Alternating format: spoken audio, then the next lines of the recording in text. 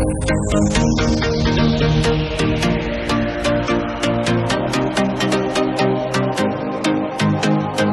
ಸ್ನೇಹಿತರೆ, ಎಲ್ರಿಗೂ ನಮಸ್ಕಾರ. ನಾನು ನಂಜನಾಯ್ಕ್. ಸ್ಪರ್ಧಾ ಕರ್ನಾಟಕ ಯೂಟ್ಯೂಬ್ ಚಾನಲ್ಗೆ ನಿಮಗೆಲ್ರಿಗೂ ಕೂಡ ಆತ್ಮೀಯವಾದ ಸ್ವಾಗತ. ಸ್ನೇಹಿತರೆ, ಇವತ್ತು ನಾವು ಈ ಜಿಯೋಗ್ರಫಿ ವಿಷಯದಲ್ಲಿ ಒಂದು ಇಂಪಾರ್ಟೆಂಟ್ ಟಾಪಿಕ್ ಯಾವುದಪ್ಪ ಅಂದರೆ ನ್ಯಾಷನಲ್ ಪಾರ್ಕ್ ಅಂತೇಳಿ, ರಾಷ್ಟ್ರೀಯ ಉದ್ಯಾನವನ. ನೋಡಿ, ರಾಷ್ಟ್ರೀಯ ಉದ್ಯಾನವನಗಳ ಬಗ್ಗೆ ಎಲ್ಲೋ ಕಾಂಪಿಟೇಟಿವ್ ಎಕ್ಸಾಮ್ಸಲ್ಲಿ ಅಪ್ ಟು UPSC ಎಕ್ಸಾಮ್ನಿಂದ ಹಿಡಿದು PC ಎಕ್ಸಾಮ್ವರೆಗೂ ಕೂಡ ಕಾಮನ್ ಆಗಿ ಕ್ವಶನ್ಸ್ ರೈಸ್ ಮಾಡ್ತಾನೆ ಇರ್ತಾರೆ.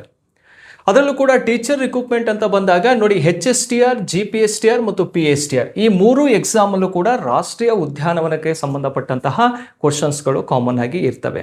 ಹಾಗಾದರೆ ಆ ಪ್ರಶ್ನೆಗಳು ಯಾವ ರೀತಿ ಇದ್ದಾವೆ, ಅದರ ಇಂಪಾರ್ಟೆಂಟ್ ಏನು, ಆ ನ್ಯಾಷನಲ್ ಪಾರ್ಕ್ಗಳ ಬಗ್ಗೆ ಒಂದೊಂದಾಗಿ ಕ್ಲಿಯರ್ ಮಾಡ್ಕೊಳ್ತಾ ಹೋಗೋಣ. ಸ್ನೇಹಿತರೆ, ಈ ಒಂದು ರಾಷ್ಟ್ರೀಯ ಉದ್ಯಾನವನದ ಬಗ್ಗೆ ಸ್ವಲ್ಪ ಬೇಸಿಕ್ ಮಾಹಿತಿ ನಮಗೆ ಫಸ್ಟಿಗೆ ತಿಳ್ಕೊಂಡಿರ್ಬೇಕಾಗತ್ತೆ. ಏನು ನೋಡಿ, ಭಾರತದಲ್ಲಿ ಒಟ್ಟು ಎಷ್ಟು ರಾಷ್ಟ್ರೀಯ ಉದ್ಯಾನವನಗಳಿದಾವಪ್ಪ ಅಂದರೆ 107 ರಾಷ್ಟ್ರೀಯ ಉದ್ಯಾನವನಗಳನ್ನು ಭಾರತದಲ್ಲಿ ನೋಡ್ತೀವಿ. 107 ನ್ಯಾಷನಲ್ ಪಾರ್ಕ್ಗಳಿದ್ದಾವೆ. ನೋಡಿ, ಭಾರತದಲ್ಲಿ 107 ರಾಷ್ಟ್ರೀಯ ಉದ್ಯಾನವನಗಳಿದ್ರೆ ನಮ್ಮ ಕರ್ನಾಟಕದಲ್ಲಿ ಎಷ್ಟಿದಾವೆ ಅಂತ ಕೇಳಿದಾಗ ಕರ್ನಾಟಕದಲ್ಲಿ 5 ರಾಷ್ಟ್ರೀಯ ಉದ್ಯಾನವನಗಳು ಕಂಡುಬರ್ತವೆ. ಅದೇ ರೀತಿ ಈ ಭಾರತದಲ್ಲಿರುವಂತಹ 107 ರಾಷ್ಟ್ರೀಯ ಉದ್ಯಾನವನಗಳಿದಾವಲ್ಲ, ಇಂಡಿಯನ್ ಟೋಟಲ್ ಜಾಗ್ರಫಿಕಲ್ ಏರಿಯಾ, ಭಾರತದ ಒಟ್ಟು ಭೌಗೋಳಿಕ ವಿಸ್ತೀರ್ಣದಲ್ಲಿ ಇದರ ಪಾಲು ಎಷ್ಟಿದೆಯಪ್ಪ ಅಂದರೆ 1.35% ಇದೆ. ಟೋಟಲ್ ಏರಿಯಾ ಅಂತ ಕೇಳಿದರೆ 44,400 ಸ್ಕ್ವೇರ್ ಕಿಲೋಮೀಟರ್ ಅಂದರೆ ಚದರ ಕಿಲೋಮೀಟರ್ ಅಷ್ಟು ವ್ಯಾಪ್ತಿಯನ್ನು ಹೊಂದಿರುವಂಥದ್ದು ಈ ರಾಷ್ಟ್ರೀಯ ಉದ್ಯಾನವನ. ಈ ರಾಷ್ಟ್ರೀಯ ಉದ್ಯಾನವನಗಳನ್ನು ಪ್ರೊಟೆಕ್ಟ್ ಮಾಡ್ತಾ ಇರುವಂಥದ್ದು ಯಾವ ಕಾಯಿದೆ ಅಡಿಯಲ್ಲಿ ಅಂತ ಕೇಳಿದಾಗ 1973ರ ವನ್ಯಜೀವಿ ಸಂರಕ್ಷಣಾ ಕಾಯಿದೆ ಅಡಿಯಲ್ಲಿ ಅದನ್ನು ರಕ್ಷಣೆ ಮಾಡ್ತಾ ಇರೋದನ್ನು ಕೂಡ ನಾವು ನೋಡ್ಬೋದು. ವೈಲ್ಡ್ ಲೈಫ್ ಪ್ರೊಟೆಕ್ಷನ್ ಆ್ಯಕ್ಟ್ 1972 ಅಂತ ಬರುತ್ತೆ. ಹಾಗೆ ಭಾರತದ ಮೊಟ್ಟ ಮೊದಲ ರಾಷ್ಟ್ರೀಯ ಉದ್ಯಾನವನ ಯಾವುದು? First national park in India ಅಂತ ಕೇಳಿದರೆ ಜಿಮ್ ಕಾರ್ಬೆಟ್ ನ್ಯಾಷನಲ್ ಪಾರ್ಕ್ ಅಂತ ಬರುತ್ತೆ. ಉತ್ತರಾಖಂಡ್ ರಾಜ್ಯದಲ್ಲಿ ಕಂಡುಬರುವಂತಹ ಒಂದು ರಾಷ್ಟ್ರೀಯ ಉದ್ಯಾನವನ. ಇದು ಮೊದಲ ರಾಷ್ಟ್ರೀಯ ಉದ್ಯಾನವನ ಆಗಿರುತ್ತೆ. ಅದೇ ರೀತಿ 107ನೇ ರಾಷ್ಟ್ರೀಯ ಉದ್ಯಾನವನ ಯಾವುದಪ್ಪ ಅಂದರೆ ಸಿಮ್ಲಿಪಾಲ್ ಅಂತೇಳಿ ಒಡಿಸ್ಸಾ ರಾಜ್ಯದಲ್ಲಿ ಕಂಡುಬರುವಂಥದ್ದು. ಇದು 107 ನ್ಯಾಷನಲ್ ಪಾರ್ಕ್ ಆಗಿರುತ್ತೆ. ನೋಡಿ, ಫಸ್ಟ್ ಈಗ ರೀಸೆಂಟ್ ಆಗಿರುವಂತಹ ರಾಷ್ಟ್ರೀಯ ಉದ್ಯಾನವನ. ಅದರ ಜೊತೆಗೆ ಭಾರತದ ಅತಿ ದೊಡ್ಡ ರಾಷ್ಟ್ರೀಯ ಉದ್ಯಾನವನ ಯಾವುದಪ್ಪ ಅಂದರೆ ಹೆಮಿಸ್ ನ್ಯಾಷನಲ್ ಪಾರ್ಕ್ ಅಂಥೇಳಿ ಲಡಾಖಲ್ಲಿ ಕಂಡುಬರುವಂಥದ್ದು. ಅದ್ರ ಬಗ್ಗೆ ಮತ್ತೆ ಮಾಹಿತಿ ಡೀಪ್ ಆಗಿ ಹೋಗೋಣಂತೆ. ಅದಾದ ನಂತರ ಸೌತ್ ಬಟನ್ ಅಂತ ಇದೆ ಅಂಡಮಾನ್ ನಿಕೋಬಾರಲ್ಲಿ. ಇದು ಭಾರತದ ಅತಿ ಚಿಕ್ಕ ರಾಷ್ಟ್ರೀಯ ಉದ್ಯಾನವನ. ನೋಡಿ, ಫಸ್ಟು ಈಗ 107 ಲಾರ್ಜೆಸ್ಟು ಸ್ಮಾಲೆಸ್ಟು ನ್ಯಾಷನಲ್ ಪಾರ್ಕ್ ಬಗ್ಗೆ ಟೋಟಲ್ ಗೊತ್ತಿರಬೇಕು.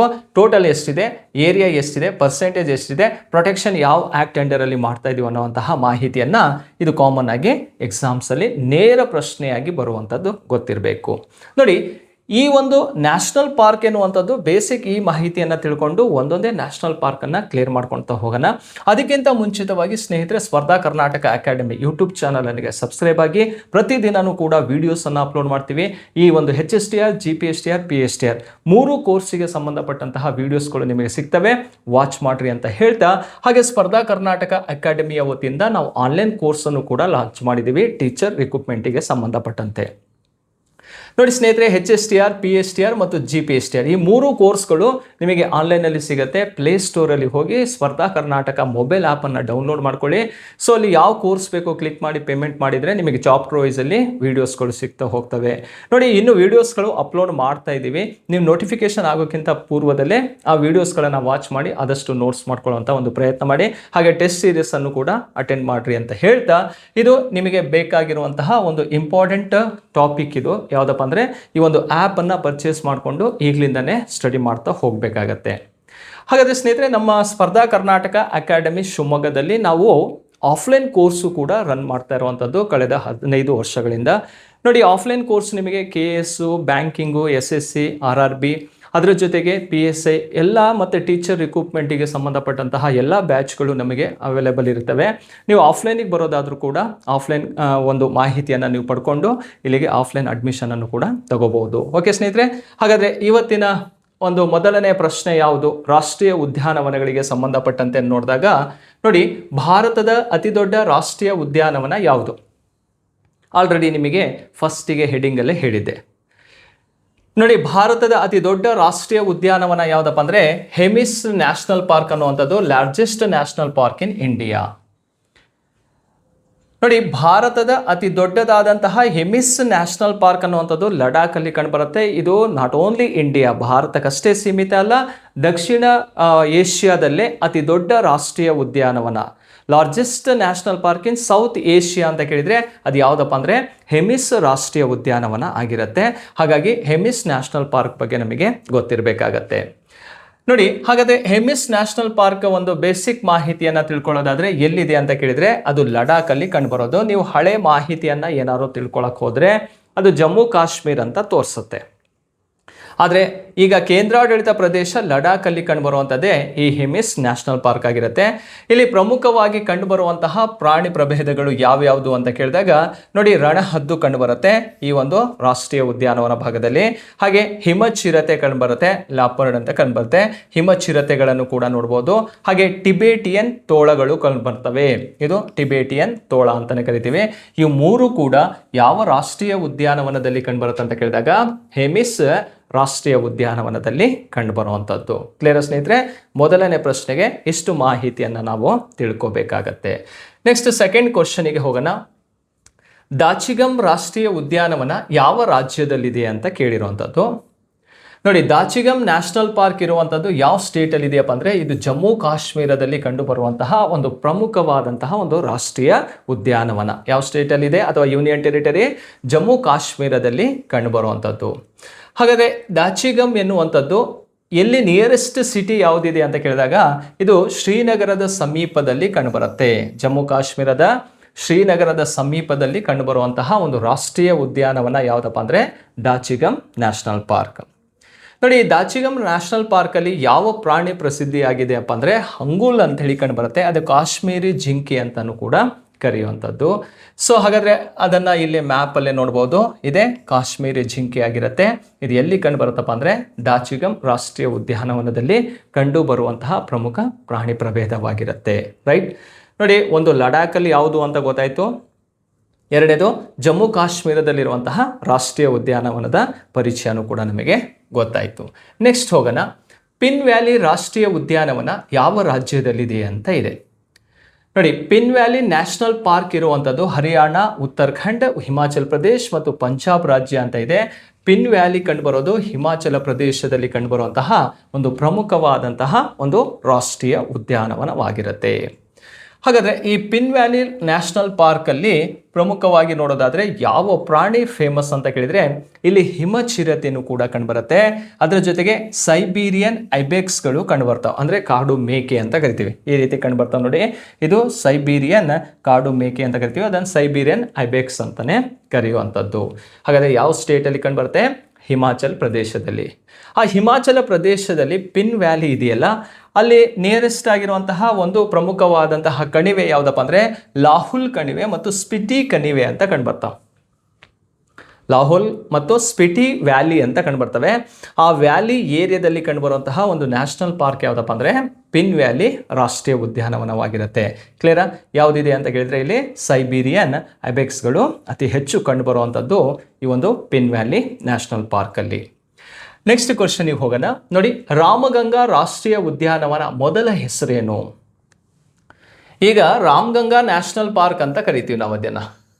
ಹಾಗಾದರೆ Ramganga national park first name ಏನು ಅಂತ ಕೇಳಿದಾಗ ಯಾವ ಸ್ಟೇಟಲ್ಲಿದೆ ಅಂದರೆ ಫಸ್ಟ್ ಇದು ಗೊತ್ತಿರಬೇಕು, ಉತ್ತರಾಖಂಡ್ ರಾಜ್ಯದಲ್ಲಿ ಕಂಡುಬರುವಂಥದ್ದು.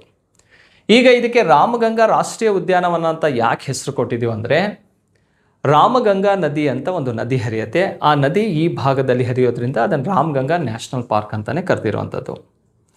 ನೋಡಿ, Ramganga national park first name ಏನಪ್ಪ ಅಂದರೆ ಹೈಲಿ ನ್ಯಾಷನಲ್ ಪಾರ್ಕ್ ಅಂತ ಕರಿತಿದ್ರು ಫಸ್ಟ್ ನೇಮ್. ರಾಮಗಂಗಾ ರಾಷ್ಟ್ರೀಯ ಉದ್ಯಾನವನದ ಮೊದಲ ಹೆಸರೇನಪ್ಪ ಅಂದರೆ ಹೈಲಿ ನ್ಯಾಷನಲ್ ಪಾರ್ಕ್ ಅಂಥೇಳಿ. ಹೈಲಿ ನ್ಯಾಷನಲ್ ಪಾರ್ಕ್ ಆದ ನಂತರದಲ್ಲಿ ಸೆಕೆಂಡ್ ನೇಮು ಇದು ಫಸ್ಟ್ ನೇಮ್ ಆಗಿರುತ್ತೆ. ಸೆಕೆಂಡ್ ಏನಂತ ಹೆಸರು ಕೊಟ್ರಪ್ಪ ಅಂದರೆ ಜಿಮ್ ಕಾರ್ಬೆಟ್ ನ್ಯಾಷನಲ್ ಪಾರ್ಕ್ ಅಂತ ಹೆಸರು ಕೊಟ್ಟರು. ಸೆಕೆಂಡ್ ನೇಮ್ ಯಾವುದು? ಜಿಮ್ ಕಾರ್ಬೆಟ್ ನ್ಯಾಷನಲ್ ಪಾರ್ಕ್ ಅಂತ ಹೆಸರು ಪಡ್ಕೊಳ್ತು. ಅದಾದ ನಂತರದಲ್ಲಿ ಥರ್ಡ್ ಆಗಿ ಈಗ ಪ್ರೆಸೆಂಟ್ ಯಾವ ಹೆಸರಿಂದ ಕರಿತೀವಿ ಅಂದರೆ ರಾಮಗಂಗಾ ರಾಷ್ಟ್ರೀಯ ಉದ್ಯಾನವನ ಅಂತ ಕರೆಯುವಂಥದ್ದು. ನೋಡಿ, ಪುಷ್ಪ ಕಣಿವೆ ರಾಷ್ಟ್ರೀಯ ಉದ್ಯಾನವನನೂ ಕೂಡ ಅದೇ ರಾಜ್ಯದಲ್ಲಿ ನಾವು ನೋಡ್ಬೋದು. ಹಾಗಾದರೆ ಸರಿಯಾದಂಥ ಉತ್ತರ ಯಾವುದಪ್ಪ ಅಂದರೆ ಬಿ ಅನ್ನೋದು ಇದಕ್ಕೆ ರೈಟ್ ಆನ್ಸರ್ ಆಗಿರುತ್ತೆ. ಹಾಗಾದರೆ ಇದಕ್ಕೆ ಸಂಬಂಧಪಟ್ಟಂತೆ ಈ ರಾಮಗಂಗಾ ರಾಷ್ಟ್ರೀಯ ಉದ್ಯಾನವನ ಅಥವಾ ಜಿಮ್ ಕಾರ್ಬೆಟ್ ನ್ಯಾಷನಲ್ ಪಾರ್ಕ್ ಇದೆಯಲ್ಲ, ಅದು ಏನಕ್ಕೆ ಫೇಮಸ್ ಅಪ್ಪ ಅಂದರೆ ಅದು ಟೈಗರ್ ರಿಸರ್ವ್ ಏರಿಯಾನು ಕೂಡ ಆಗಿರುತ್ತೆ. ಹುಲಿಗಳ ಸಂರಕ್ಷಣಾ ತಾಣ ಅಂತಲೂ ಕೂಡ ಕರಿತೀವಿ ಈ ಒಂದು ಏರಿಯಾವನ್ನು. ಹಾಗೆ ಅದರ ಜೊತೆಗೆ ಇದರ ಬಗ್ಗೆ ಬೇಸಿಕ್ ಗೊತ್ತಿರಬೇಕಲ್ವಾ, ಎಲ್ಲಿದೆ ಅಂತ ಕೇಳಿದರೆ ನೈನಿತಾಲ್ ಜಿಲ್ಲೆಯಲ್ಲಿ ಉತ್ತರಾಖಂಡ್ ರಾಜ್ಯದಲ್ಲಿ ಕಂಡುಬರುವಂಥದ್ದು. ಉತ್ತರಾಖಂಡ್ ಸ್ಟೇಟ್ ನೈನಿತಾಲ್ ಡಿಸ್ಟಿಕ್ ಅಲ್ಲಿ ಕಂಡುಬರುವಂತಹ ಒಂದು ನ್ಯಾಷನಲ್ ಪಾರ್ಕೇ ಈ ರಾಮಗಂಗಾ ನ್ಯಾಷನಲ್ ಪಾರ್ಕ್ ಆಗಿರುತ್ತೆ. ನೆಕ್ಸ್ಟ್ 5ನೇ ಕ್ವಶನಿಗೆ ಹೋಗೋಣ. ಹುಲಿಗಳು ಮತ್ತು ಹಿಮಸಾರಂಗಗಳಿಗೆ ಪ್ರಸಿದ್ಧವಾದ ಉತ್ತರ ಪ್ರದೇಶದ ರಾಷ್ಟ್ರೀಯ ಉದ್ಯಾನವನ ಯಾವುದು? ನೋಡಿ, ಉತ್ತರ ಪ್ರದೇಶದಲ್ಲಿ ಒಂದು ರಾಷ್ಟ್ರೀಯ ಉದ್ಯಾನವನ ಇದೆ. ಆ ರಾಷ್ಟ್ರೀಯ ಉದ್ಯಾನವನದಲ್ಲಿ ಯಾವ ಪ್ರಾಣಿಗಳು ಅತಿ ಹೆಚ್ಚು ಕಂಡುಬರ್ತವೆ? ಇಲ್ಲಿ ಹುಲಿಗಳು ಕೂಡ ಕಂಡುಬರ್ತವೆ, ಹಿಮಸಾರಂಗಗಳು ಕೂಡ ಕಂಡುಬರ್ತವೆ. ಅಂತಹ ರಾಷ್ಟ್ರೀಯ ಉದ್ಯಾನವನ ಯಾವುದು? ಪಿಲಿಭೀಟ್ ಅಂತ ಇದೆ, ರಾಣಿಪುರ ಇದೆ, ಚಂದ್ರಪ್ರಭಾ ಅಂತ ಇದೆ, ದುಡ್ವಾ ಅಂತ ಇದೆ. ಇದಕ್ಕೆ ಸರಿಯಾದಂಥ ಉತ್ತರ ಯಾವುದಪ್ಪ ಅಂದರೆ ಡುಂಡ್ವಾ ಎನ್ನುವಂತಹ ರಾಷ್ಟ್ರೀಯ ಉದ್ಯಾನವನ ಇದೆಯಲ್ಲ, ಈ ನ್ಯಾಷನಲ್ ಪಾರ್ಕ್ ಯಾವ ಸ್ಟೇಟಲ್ಲಿ ಕಂಡುಬರುತ್ತೆ ಅಂದರೆ ಇದು ಉತ್ತರ ಪ್ರದೇಶದಲ್ಲಿರುವಂತಹ ಪ್ರಮುಖ ರಾಷ್ಟ್ರೀಯ ಉದ್ಯಾನವನ ಅಂತಲೇ ನಾವು ಕನ್ಸಿಡರ್ ಮಾಡ್ತೀವಿ. ಸ್ಟೇಟ್ ಗೊತ್ತಾಯ್ತಲ್ಲ, Uttar Pradesh. National park name ಯಾವುದು? ಡುಂಡ್ವಾ ನ್ಯಾಷನಲ್ ಪಾರ್ಕ್ ಅಂತ. ಹಾಗಾದರೆ ಪಿಲಿಭೇಟ್ ಮತ್ತು ರಾಣಿಪುರ, ಚಂದ್ರಾಪುರ ಇವು ವೈಲ್ಡ್ ಲೈಫ್ ಸೆಂಚುರಿ ಲಿಸ್ಟಲ್ಲಿ ಕಂಡುಬರ್ತಾವೆ. WLS ಅಂದರೆ ವನ್ಯಜೀವಿ ಧಾಮ, ವೈಲ್ಡ್ ಲೈಫ್ ಸೆಂಚುರಿ ಅಂತ ಕರಿತೀವಿ. ವನ್ಯಜೀವಿ ಧಾಮಗಳ ಪಟ್ಟಿಯಲ್ಲಿ ಕಂಡುಬರ್ತವೆ. ಇವು ಯಾವ ಸ್ಟೇಟಲ್ಲಿ ಕಂಡುಬರ್ತಾವೆ ಅಂದರೆ ಉತ್ತರ ಪ್ರದೇಶದಲ್ಲೇ ಕಂಡುಬರುವಂಥದ್ದು. ಆದರೆ ಡುಂಡ್ವಾ ಎನ್ನುವಂಥದ್ದು ಮಾತ್ರ ಏನಾಗಿರುತ್ತಪ್ಪ ಅಂದರೆ ಇದು ರಾಷ್ಟ್ರೀಯ ಉದ್ಯಾನವನ ಆಗಿರುತ್ತೆ. ನ್ಯಾಷನಲ್ ಪಾರ್ಕ್ ಅಂತಲೇ ಅದನ್ನು ಕರೆಯುವಂಥದ್ದು. ಹಾಗಾದರೆ ಈ ಡುಂಡ್ವಾ ನ್ಯಾಷನಲ್ ಪಾರ್ಕ್ ಇದೆಯಲ್ಲ, ಇದರ ಫೇಮಸ್ ಏನಪ್ಪ ಅಂದರೆ ಈ ಒಂದು ರಾಷ್ಟ್ರೀಯ ಉದ್ಯಾನವನ ತೆರಾಯ್ ಬೆಲ್ಟಲ್ಲಿ ಕಂಡುಬರುತ್ತವೆ. ಈಗ ಬಾಂಗಾರ್, ಖಾದರ್, ತೆರಾಯ್ ಬೆಲ್ಟ್ ಅಂತ ಬರ್ತದೆ. ಆ ಬೆಲ್ಟಲ್ಲಿ ಕಂಡುಬರುವಂಥದ್ದು ತೆರಾಯ್ಗೆ ಅಂದರೆ ಜೌಗು ಪ್ರದೇಶವಾಗಿರುತ್ತೆ. ಈ ಉತ್ತರ ಪ್ರದೇಶದ ಭಾಗದಲ್ಲಿರುವಂತಹ ಜೌಗು ಪ್ರದೇಶ ಇದು ತೆರಾಯ್ ಬೆಲ್ಟ್ ಅನ್ನೋವಂಥದ್ದು. ಆ ಜೌಗು ಪ್ರದೇಶ ಅಂದರೆ ಮಾರ್ಸಿ ಲ್ಯಾಂಡ್ ಅಂತಲೂ ಕೂಡ ಕರಿತೀವಿ. ಆ ಒಂದು ಹುಲ್ಲುಗಾವಲಿನ ಪ್ರದೇಶದಲ್ಲಿ ಕಂಡುಬರುವಂತಹ ಒಂದು ರಾಷ್ಟ್ರೀಯ ಉದ್ಯಾನವನ ಯಾವುದಪ್ಪ ಅಂದರೆ ಡುಂಡ್ವಾ ನ್ಯಾಷನಲ್ ಪಾರ್ಕ್ ಅಂತಲೇ ಕನ್ಸಿಡರ್ ಮಾಡ್ತೀವಿ. ಇದು ಎಲ್ಲಿದೆಯಪ್ಪ ಅಂದರೆ ನಾರ್ದರ್ನ್ ಉತ್ತರ ಪ್ರದೇಶದಲ್ಲಿ ಕಂಡುಬರುತ್ತೆ. ಉತ್ತರ ಪ್ರದೇಶದ ಉತ್ತರ ಭಾಗದಲ್ಲಿ ಕಂಡುಬರುವಂತಹ ಒಂದು ಪ್ರಮುಖ ರಾಷ್ಟ್ರೀಯ ಉದ್ಯಾನವನವಾಗಿರುತ್ತೆ. ಹಾಗಾಗಿ ಈ ಒಂದು ಏರಿಯಾದ ಬಗ್ಗೆ ನಮಗೆ ಗೊತ್ತಿರಬೇಕಾಗತ್ತೆ, ರೈಟ್. ನೆಕ್ಸ್ಟ್ ಕ್ವಶನಿಗೆ ಹೋಗೋಣ. ನೋಡಿ, ಇದೇ ಈ ಭಾಗದಲ್ಲಿ ಕಂಡುಬರುವಂತಹ ಪ್ರಮುಖ ಪ್ರಾಣಿಯಾಗಿರುತ್ತೆ ಹಿಮಸಾರಂಗ ಅಂತೇಳಿ. ಇನ್ನು ಹುಲಿಗಳ ಬಗ್ಗೆ ನಿಮಗೆ ಗೊತ್ತಿರುತ್ತೆ, ಇದೇ ಹಿಮಸಾರಂಗ ಅಂತೇಳಿ ಕರೆಯುವಂಥದ್ದು. ನೆಕ್ಸ್ಟ್ ನೋಡಿ ಸ್ನೇಹಿತರೆ, ಈ ಕರ್ನಾಟಕ ಭೂಗೋಳ ಅಂಥೇಳಿ ಒಂದು ಬುಕ್ಸನ್ನು ನಾನೇ ಬರೆದಿರುವಂತಹ ಒಂದು ಬುಕ್ಸ್ ಆಗಿರುತ್ತೆ. ಈಗ ಏನು ರಾಷ್ಟ್ರೀಯ ಉದ್ಯಾನವನಗಳ ಪರಿಚಯ ಮಾಡ್ಕೊಳ್ತಾ ಇದ್ದೀವಲ್ಲ, ಅದೇ ರೀತಿ ಕರ್ನಾಟಕದಲ್ಲಿರುವಂತಹ 5 ರಾಷ್ಟ್ರೀಯ ಉದ್ಯಾನವನಗಳ ಬಗ್ಗೆ ಸಂಪೂರ್ಣವಾದಂತಹ ಮಾಹಿತಿಯನ್ನು ಈ ಬುಕ್ಸಲ್ಲಿ ನಾವು ನೋಡ್ಬೋದು. ನೋಡಿ, ಈ ಕರ್ನಾಟಕ ಭೂಗೋಳ ಅಂತೇಳಿ ಏನು ಟೈಟಲ್ ಕೊಟ್ಟಿದ್ದೀನಲ್ಲ, ಇದು ಕಾಮನ್ ಆಗಿ ನೀವು ಈಗ UPSC, KPSC, group C, SSC, teacher recruitment, all competitive exams ಎಲ್ಲ ಎಕ್ಸಾಮಿಗೂ ಯೂಸ್ ಆಗುವಂತಹ ಒಂದು ಬುಕ್ಸ್ ಆಗಿರುತ್ತೆ. ರೀಸೆಂಟ್ ಆಗಿರುವಂತಹ ಎಲ್ಲ ಎಕ್ಸಾಮ್ಸಲ್ಲೂ ಕೂಡ ಪ್ರಶ್ನೆಗಳು ಕರ್ನಾಟಕ ಜಿಯೋಗ್ರಫಿಯ ಮೇಲೆ ಅತಿ ಹೆಚ್ಚಿನ ಕ್ವಶನ್ಸನ್ನು ರೈಸ್ ಮಾಡ್ತಾನೆ. ಆ ನಿಟ್ಟಿನಲ್ಲಿ ಸ್ನೇಹಿತರೆ, ನನ್ನ ಒಂದು 20 ವರ್ಷದ ಏನು ಟೀಚಿಂಗ್ ಎಕ್ಸ್ಪೀರಿಯೆನ್ಸು ಮತ್ತು ಓಲ್ಡ್ ಕ್ವಶನ್ ಪೇಪರನ್ನು ಆಧಾರವಾಗಿ ಇಟ್ಕೊಂಡು ಈ ಒಂದು ಬುಕ್ಸನ್ನು ಬರೆದಿರುವಂಥದ್ದು. ನೋಡಿ, ಇದು ಈಸಿಯಾಗಿ ಅರ್ಥ ಆಗಲಿ ಅನ್ನುವಂತಹ ಒಂದು ಉದ್ದೇಶದಿಂದ ಇದನ್ನು 4 ಭಾಗಗಳನ್ನಾಗಿ ವಿಭಾಗ ಮಾಡಿಕೊಂಡು ಈ ಬುಕ್ಸನ್ನು ಬರೆದಿರುವಂಥದ್ದು. ಆ ಪಾರ್ಟ್ ಯಾವ್ಯಾವುದು ಅಂತ ನೋಡಿದಾಗ ನೋಡಿ, ಕರ್ನಾಟಕ ಭೂಗೋಳ ಪರಿಚಯ ಅಂತೇಳಿ ಒಂದು ಭಾಗ ಮಾಡಿದ್ದೀನಿ.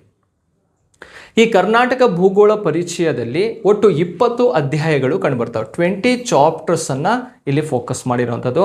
ಕರ್ನಾಟಕದ ಪರಿಚಯ, ಕರ್ನಾಟಕದ ಪ್ರಾಕೃತಿಕ ಲಕ್ಷಣ, ವಾಯುಗುಣ, ಸ್ವಾಭಾವಿಕ ಸಸ್ಯವರ್ಗ, ಮಣ್ಣು, ರಾಮ್ಸಾರ್ ತಾಣಗಳು, ರಾಷ್ಟ್ರೀಯ ಉದ್ಯಾನವನ, ನದಿ ವ್ಯವಸ್ಥೆ ಆಗಿರ್ಬೋದು, ಸಾರಿಗೆ, ಕೈಗಾರಿಕೆ, ಬುಡಕಟ್ಟು ಜನಾಂಗಗಳು, ಜನಸಂಖ್ಯೆ, ಇವೆಲ್ಲ ಚಾಪ್ಟರ್ಗಳು ಇದರಲ್ಲಿ ಇರ್ತವೆ.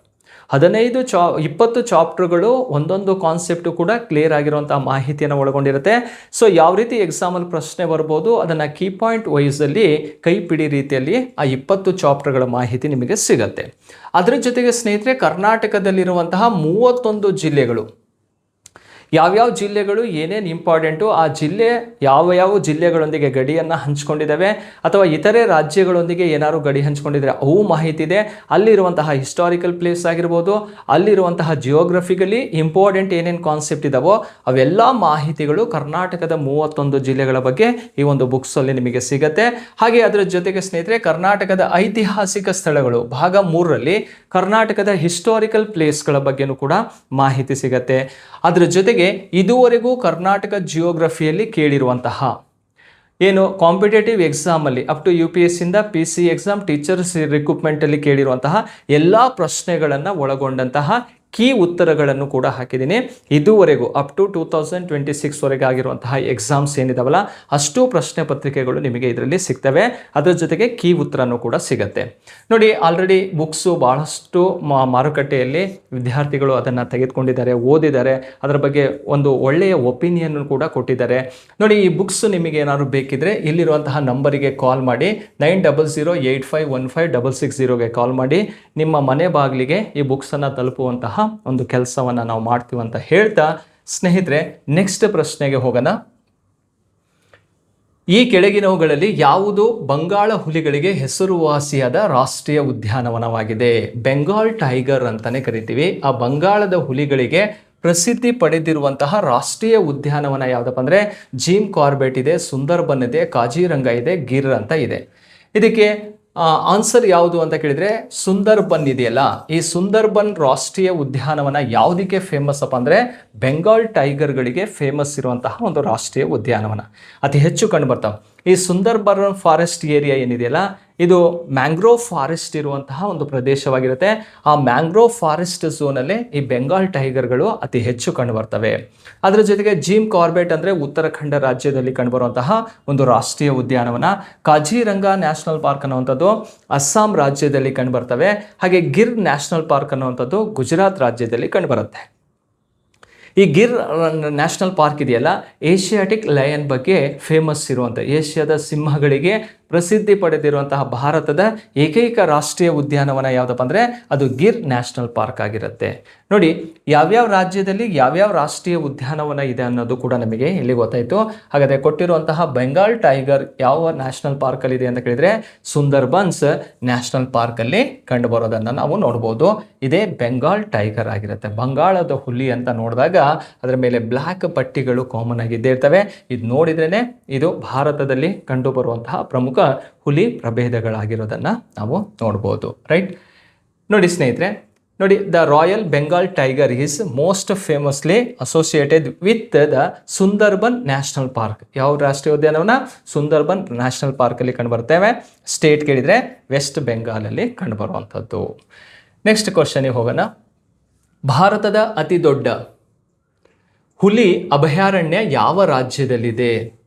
ನೋಡಿ, ಭಾರತದ ಅತಿ ದೊಡ್ಡ ಹುಲಿ ಅಭಯಾರಣ್ಯ ಇರುವಂತಹ ರಾಜ್ಯ ಯಾವುದಪ್ಪ ಅಂದರೆ ಉತ್ತರಾಖಂಡ, ತಮಿಳುನಾಡು, ರಾಜಸ್ಥಾನ, ಆಂಧ್ರ ಪ್ರದೇಶ್ ಅಂತ ಇದೆ.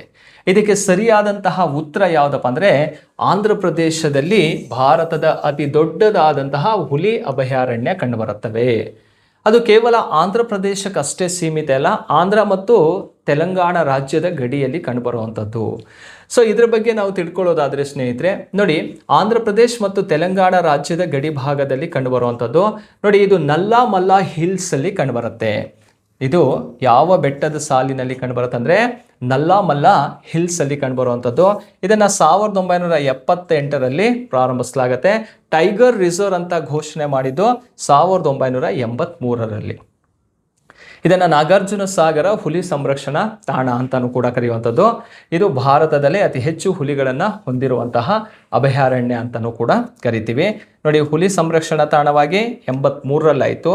ಸೊ ಈ ಒಂದು ಪ್ರದೇಶವನ್ನು ಟೈಗರ್ ರಿಸರ್ವ್ ಅಂಥೇಳಿ ಎಸ್ಟಾಬ್ಲಿಷ್ ಮಾಡಬೇಕಂತ ಅಂದ್ಕೊಂಡು ಯಾವಾಗಪ್ಪ ಅಂದರೆ 1978ಅಲ್ಲಿ ಆಗಿರುವಂಥದ್ದು. ರೈಟ್, ನೋಡಿ ಇದು 7ನೇ ಪ್ರಶ್ನೆಗೆ ಡಿ ಅನ್ನೋದು ಸರಿಯಾದಂಥ ಉತ್ತರ. ಇನ್ನೊಂದು ಏನಾದರೂ ಸ್ಟೇಟನ್ನು ಕೊಟ್ಟರೆ ಯಾವ ಸ್ಟೇಟ್ ಆನ್ಸರ್ ಮಾಡಿ? ತೆಲಂಗಾಣನೂ ಕೂಡ ಆನ್ಸರ್ ಮಾಡಬೇಕಾಗತ್ತೆ. ರೈಟ್, ನೆಕ್ಸ್ಟ್ ಕ್ವಶನ್ಗೆ ಹೋಗೋಣ. ಗ್ರೇಟ್ ಇಂಡಿಯನ್ ಬಸ್ಟರ್ಡ್ನ ಆವಾಸ ಸ್ಥಾನವು ಯಾವ ರಾಜ್ಯದಲ್ಲಿದೆ? ತುಂಬ ಫೇಮಸ್ ಇದು. ಗ್ರೇಟ್ ಇಂಡಿಯನ್ ಬಸ್ಟರ್ಡ್ ಎನ್ನುವಂಥ ಒಂದು ಪಕ್ಷಿ ಇದು ಯಾವ ರಾಜ್ಯದಲ್ಲಿದೆ ಅಂತ ಕೇಳಿದಾಗ ಅದು ರಾಜಸ್ಥಾನದಲ್ಲಿ ಕಂಡುಬರೋದು. ಅದರಲ್ಲೂ ಥಾರ್ ಡೆಸರ್ಟ್ ಏರಿಯಾದಲ್ಲಿ ಕಂಡುಬರುವಂತಹ ಒಂದು ಪಕ್ಷಿ ಆಗಿರುತ್ತೆ. ನೋಡಿ ಇದ್ರ ಬಗ್ಗೆ ನಾವು ತಿಳ್ಕೊಳ್ಳೋದಾದ್ರೆ ನೋಡಿ ಇದೆ ಆ ಗ್ರೇಟ್ ಇಂಡಿಯನ್ ಬಸ್ಟರ್ಡ್ ಬರ್ಡ್ ಇರೋಂಥದ್ದು ಕ್ಲಿಯರಾ. ಇದೇ ಪಕ್ಷಿ ಅದು. ನೋಡೋದಕ್ಕೆ ಈ ಪಕ್ಷಿ ಅತಿ ಉದ್ದವಾದಂತಹ ಕಾಲುಗಳನ್ನು ಹೊಂದಿರ್ತವೆ ಇದು. ಸೊ ಇದ್ರ ಬಗ್ಗೆ ಇಂಪಾರ್ಟೆಂಟ್ ಆಗಿರೋ ಮಾಹಿತಿ ತಿಳ್ಕೊಬೇಕಂದ್ರೆ ನೋಡಿ ಗ್ರೇಟ್ ಇಂಡಿಯನ್ ಬಸ್ಟರ್ಡ್ ಎನ್ನುವಂಥದ್ದು ಲಾಂಗ್ ಬೇರ್ ಲೆಗ್ಸ್ಗಳು ಕಂಡುಬರ್ತವೆ. ಉದ್ದ ಕಾಲುಗಳನ್ನು ಇದು ಹೊಂದಿರೋದನ್ನು ನಾವು ನೋಡ್ಬೋದು. ನೋಡಿ ಅತಿ ದೊಡ್ಡದಾದಂತಹ ಹಾರುವಂತಹ ಪಕ್ಷಿ ಇದು. ಪಕ್ಷಿ ಹಾರತ್ತೆ, ಗಾತ್ರದಲ್ಲಿ ಅತಿ ದೊಡ್ಡದಾದರೂ ಕೂಡ ಹಾರುವಂತಹ ಪಕ್ಷಿ ಆಗಿರುತ್ತೆ. ಇದು ಯಾವ ರಾಷ್ಟ್ರೀಯ ಉದ್ಯಾನವನದಲ್ಲಿ ಕಂಡುಬರುತ್ತಪ್ಪ ಅಂದರೆ ಡೆಸರ್ಟ್ ನ್ಯಾಷನಲ್ ಪಾರ್ಕಲ್ಲಿ ಕಂಡುಬರುತ್ತೆ. ಮರುಭೂಮಿ ರಾಷ್ಟ್ರೀಯ ಉದ್ಯಾನವನದಲ್ಲಿ ಕಂಡುಬರುವಂತಹ ಒಂದು ಪಕ್ಷಿ ಗ್ರೇಟ್ ಇಂಡಿಯನ್ ಬಸ್ಟರ್ಡ್ ಅಂಥೇಳಿ. ರಾಜ್ಯ ಯಾವುದು? ರಾಜಸ್ಥಾನದಲ್ಲಿ ಕಂಡುಬರುವಂಥದ್ದು. ರೈಟ್. 8ನೇ ಪ್ರಶ್ನೆಗೆ ಸಿ ಅನ್ನೋದು ಸರಿಯಾದಂತಹ ಉತ್ತರವಾಗಿರುತ್ತೆ. 9ಗೆ ಹೋಗೋಣ. ಭಾರತದ ಯಾವ ರಾಷ್ಟ್ರೀಯ ಉದ್ಯಾನವನು ಯುನೆಸ್ಕೋ ವಿಶ್ವ ಪಾರಂಪರ್ಯ ತಾಣವಾಗಿದ್ದು ಗೆಂಡಾಮೃಗಗಳಿಗೆ ಹೆಸರುವಾಸಿಯಾಗಿದೆ? ಖಡ್ಗಮೃಗ ಅಂತಲೂ ಕೂಡ ಕರಿತೀವಿ. ಯಾವುದು ಅಂತ ಕೇಳಿದರೆ ಅದು ಯುನೆಸ್ಕೋ ಲಿಸ್ಟಲ್ಲಿ ಇರಬೇಕು. ಪ್ಲಸ್ ಸಿಂಗಲ್ ಹಾರ್ನಡ್ ರೈನೋಸಾರ್ಸ್ಗಳಿಗೆ ಫೇಮಸ್ ಆಗಿರಬೇಕು. ಅದು ಯಾವುದಪ್ಪ ಅಂತ ಕೇಳಿದರೆ ಸುಂದರ್ಬನ್ನು, ಕಿಯೋಲಾಡಿನೋ, ಮಾನಸೋ, ಕಾಜಿರಂಗ. ಇವು 4 ಕೂಡ ಯಾವ ಲಿಸ್ಟಲ್ಲಿ ಇದಾವಪ್ಪ ಅಂದರೆ ಯುನೆಸ್ಕೋ ಲಿಸ್ಟಲ್ಲಿ ಇದಾವೆ. 4 ಇದ್ದಾವೆ. ಅದು ಸರಿಯಾದಂಥ ಉತ್ತರ ಯಾವುದಪ್ಪ ಅಂದರೆ ಕಾಜಿರಂಗ ನ್ಯಾಷನಲ್ ಪಾರ್ಕ್ ಇದೆಯಲ್ಲ, ಇದು ಸರಿಯಾದಂಥ ಉತ್ತರ. ಕಾಜಿರಂಗ ನ್ಯಾಷನಲ್ ಪಾರ್ಕ್ ಏನಕ್ಕೆ ಫೇಮಸ್ ಅಪ್ಪ ಅಂದರೆ ಸಿಂಗಲ್ ಹಾರ್ನಡ್ ರೈನೋಸಾರ್ಸ್ಗೆ ಫೇಮಸ್ಸು. ಒಂದು ಕೊಂಬಿನ ಗೆಂಡಾಮೃಗಗಳಿಗೆ ಅತಿ ಪ್ರಸಿದ್ಧಿ ಪಡೆದಿರುವಂತಹ ರಾಷ್ಟ್ರೀಯ ಉದ್ಯಾನವನ ಯಾವುದಪ್ಪ ಅಂದರೆ ಅದು ಕಾಜಿರಂಗ ರಾಷ್ಟ್ರೀಯ ಉದ್ಯಾನವನ. ಯಾವ ರಾಜ್ಯದಲ್ಲಿದೆಯಪ್ಪ ಅಂದರೆ ಅಸ್ಸಾಂ ರಾಜ್ಯದಲ್ಲಿ ಕಂಡುಬರುತ್ತೆ. ಯಾವ ಸ್ಟೇಟಲ್ಲಿರೋದಿದು? ಅಸ್ಸಾಂ ರಾಜ್ಯ. ಮಾನಸ್ಸು ಕೂಡ ಯಾವ ಸ್ಟೇಟಲ್ಲಿದೆ ಅಂತ ಕೇಳಿದಾಗ ಅಸ್ಸಾಂ ರಾಜ್ಯದಲ್ಲಿದೆ. ಕಿಯೋಲಾಡಿಯೋ ಯಾವ ರಾಜ್ಯದಲ್ಲಿದೆಯಪ್ಪ ಅಂದರೆ ಇದು ರಾಜಸ್ಥಾನದಲ್ಲಿ ಕಂಡುಬರುವಂಥದ್ದು. ಸುಂದರ್ಬನ್ ವೆಸ್ಟ್ ಬೆಂಗಾಲಲ್ಲಿ ಕಂಡುಬರ್ತಾವೆ. ನೋಡಿ ರಾಜ್ಯನೂ ಕೂಡ ನಮಗೆ ಕ್ಲಿಯರ್ ಆಯಿತು. ಯಾವ್ಯಾವ ರಾಜ್ಯದಲ್ಲಿ ಯಾವ್ಯಾವ ರಾಷ್ಟ್ರೀಯ ಉದ್ಯಾನವನಗಳು ಇದೆ ಅನ್ನೋದು ಮಾಹಿತಿ ನಮಗೆ ಸಿಗತ್ತೆ. ನೋಡಿ ಇವೆ ಒಂದು ಕೊಂಬಿನ ಗೆಂಡಾಮೃಗಗಳಿಗೆ ಪ್ರಸಿದ್ಧಿ ಪಡೆದಿರುವಂತಹ ಒಂದು ರಾಷ್ಟ್ರೀಯ ಉದ್ಯಾನವನ Kaziranga national park. Right. Next question ನೋಡಿ, ಈ ಕೆಳಗಿನ ಯಾವ ರಾಷ್ಟ್ರೀಯ ಉದ್ಯಾನವನು ನೀಲಗಿರಿ ತಹಾರ್ಗೆ ಹೆಸರುವಾಸಿಯಾಗಿದೆ? ಅಂದರೆ ನೀಲಗಿರಿ ಮೇಕೆಗಳಿಗೆ ಪ್ರಸಿದ್ಧಿ ಪಡೆದಿರುವಂತಹ ರಾಷ್ಟ್ರೀಯ ಉದ್ಯಾನವನ ಯಾವುದು? ನೀಲಗಿರಿ ಪದ ಬಂತಂದರೆ ಅರ್ಥ ಮಾಡ್ಕೊಳ್ಳಿ, ಇಲ್ಲ ತಮಿಳ್ನಾಡು ಇರಬೇಕು, ಇಲ್ಲ ಕೇರಳ ಭಾಗ ಇರಬೇಕು. ಈಗ ತಮಿಳ್ನಾಡು ಕೇರಳ ಭಾಗ ಅಂತ ನೋಡಿದಾಗ ಇಲ್ಲಿ ಕಾಜಿರಂಗ ಅನ್ನೋದು ನಮಗೆ ಗೊತ್ತಿದೆ ಅಸ್ಸಾಂ ರಾಜ್ಯದಲ್ಲಿ, ಹಾಗಾಗಿ ಇದು ತಪ್ಪು ಅನ್ನುವಂಥ ಮಾಹಿತಿ ಸಿಗತ್ತೆ. ಬಂಡೀಪುರ ಎನ್ನುವಂಥದ್ದು ಕರ್ನಾಟಕದಲ್ಲಿರೋದು, ಇದು ಕೂಡ ತಪ್ಪಾದಂತಹ ಮಾಹಿತಿ ಗೊತ್ತಾಗತ್ತೆ.